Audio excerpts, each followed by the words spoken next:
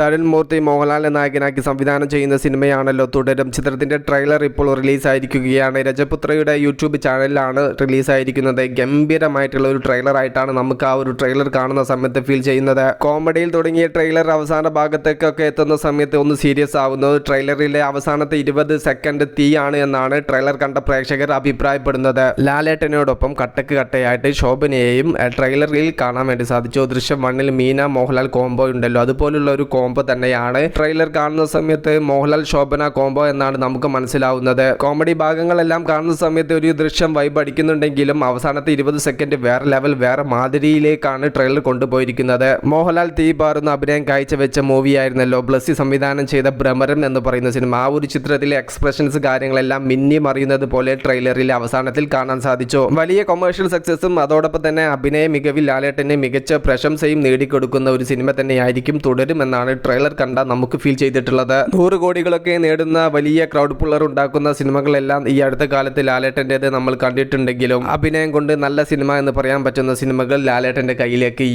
അടുത്ത കാലത്തൊന്നും വന്നിട്ടില്ല. അത്തരത്തിൽ ഗംഭീരമായിട്ടുള്ള പ്രേക്ഷക പ്രശംസ നേടിയെടുക്കുന്ന കിടുക്കാച്ച് സിനിമ തന്നെയായിരിക്കും തുടരുമെന്നാണ് ട്രെയിലർ കണ്ട നമുക്ക് ഫീൽ ചെയ്തിട്ടുള്ളത്. നിങ്ങളുടെ അഭിപ്രായം just comment. Movie plus media, ഞാൻ ജിലുജനാസ്. Okay, by.